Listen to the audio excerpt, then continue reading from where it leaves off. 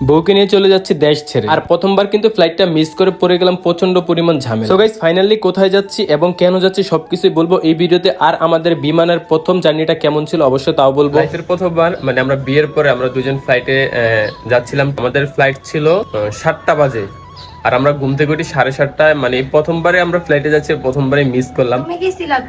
আমি গেছিলাম। তো এখন হচ্ছে আমরা এয়ারপোর্টে যাব, গিয়ে দেখব তারা কি আমাদেরকে টিকিট দিবে কিনা, অথবা কোনোভাবে আবার এই টিকিটে যাওয়া যায় কিনা, না নতুন টিকিট কাটতে হবে, সবকিছু আপনাদেরকে জানাবো।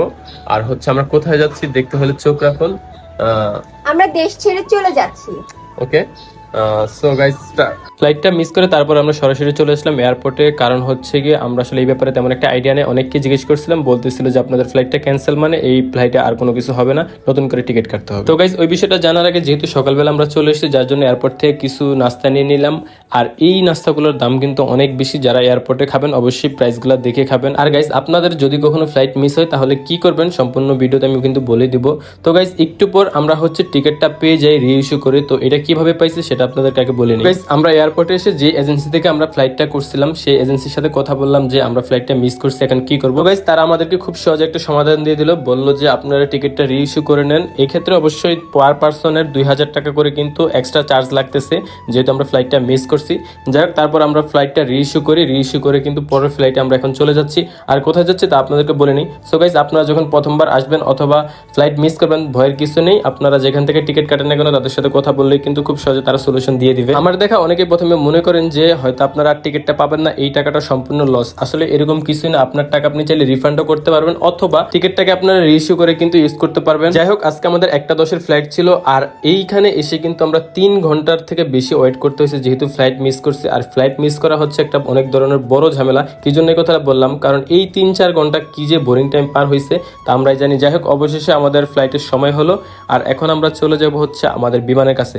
আর এইটা হচ্ছে কিন্তু তিশার প্রথমবারের জার্নি। তিশা অনেক বেশি এক্সাইটেড ছিল, যদিও আমি আগে এয়ারে আসা যাওয়া করছি কিন্তু তিশা কখনো করে নাই, যার জন্য তিশা একটু এক্সাইটেড বেশি। তো তিশাকে আমি সবকিছু বুঝিয়ে দিচ্ছিলাম। তো গাইস ঢুকে পড়লাম এয়ারপোর্টে আর এই যে প্লেনগুলো দেখতে পাচ্ছেন অনেক সুন্দর লাগতেছে সামনাসামনি দেখতে। আকাশে তো সবসময় ছোট প্লেন দেখি, কিন্তু এয়ারপোর্টের ভিতরে আসলে বোঝা যায় এক একটা প্লেন কত বড় হয়। আর তিশা সেগুলো খুব সুন্দর করে মন দিয়ে দেখতেছিল, কারণ এটাই হচ্ছে তিশার প্রথমবার বিমানের জার্নি। আর বিমানে উঠে তো রীতিমতো তিশা ভয় পেয়ে অবাক, এই বিষয়টা আপনারা দেখতে পারবেন। যাই হোক যেহেতু আমাদের হাতে সময় ছিল না, বিমানের সাথে কোনো ভিডিও করতে পারলাম না, সরাসরি উঠে যাচ্ছি আমরা বিমানের মধ্যে, বিমানটা ছেড়ে দিবে। আর আজকের ফ্লাইটটা আমরা টিকিট কাটছি এয়ার স্টার থেকে। এয়ার স্টারকে অনেক অনেক ধন্যবাদ আমাদেরকে এতটা হেল্প করার জন্য। আর এয়ার স্টার সবসময় সার্ভিস অনেক বেশি ভালো। গাইস বিমান উঠে কিন্তু কিছু সময় ওয়েট করতে হয়, তারপর হচ্ছে বিমান ছাড়ে। তো গাইস আমাদেরও বিমানটা ছেড়ে দিল আর এটা এখনো মাটিতে আছে, উড়বে।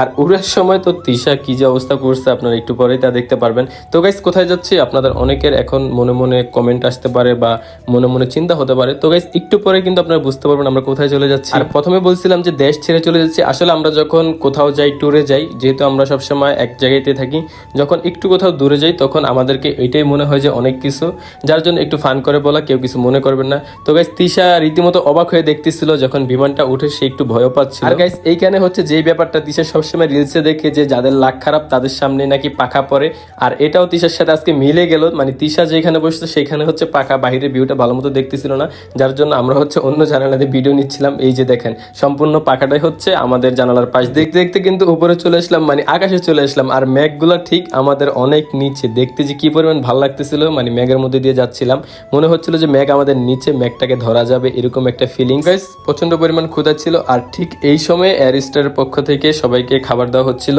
আর এখানে কি ছিল হালকা নাস্তা, এই যে একটা বিস্কিট ছিল, এই বিস্কিটটা মোটামুটি ভালো, মানে মজা আছে।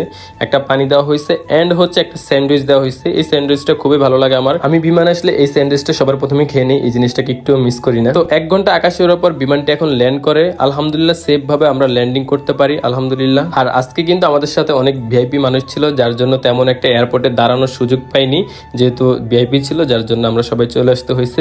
তারপরও 2-1টা ক্লিপ নিয়ে রাখলাম আপনাদের জন্য। তো গাইস আজকের ভিডিওটা এখানেই শেষ করতেছি। আর হ্যাঁ বলে নেই কোথায় আসছি আপনারা অবশ্যই বুঝতে পারবেন। ভিডিওটা ভালোভাবে দেখে থাকলে অবশ্যই আপনারা কমেন্ট করবেন যে কোথায় এটা। আপনাদেরকে আরো একটু সহজ করে করে বলে দিই, আমরা কিন্তু বাংলাদেশের বিখ্যাত একটা জায়গায় ঘোরার জন্য চলে আসছি। তো এটা কোথায় হতে পারে এখনই কমেন্ট করে জানিয়ে দিন। আর আমার ওয়ারের আজকে ফুল ড্রেসটা হচ্ছে জয় থেকে নেওয়া। নিউ মার্কেটের পাশে নূরজাহান মার্কেটে কিন্তু আপনারা জয়ের আউটলেট পেয়ে যাবেন। স্টাইলিশ, ফ্যাশনেবল, ট্রেন্ডি এইসব ড্রেস পাওয়ার জন্য আপনাকে চলে যেতে হবে জয় ফ্যাশনে। জয় ফ্যাশনটা হচ্ছে বসুন্ধরাতেও আছে, নূরজাহান আছে। সো গাইস, এখনই আপনার পছন্দের প্রোডাক্ট অর্ডার করুন এবং দেখে শুনে কিনে আনুন। So guys, thank you so much for watching this video. আল্লাহ হাফেজ, টাটা এন্ড টেক কেয়ার। দেখা হচ্ছে অন্য ব্লগে।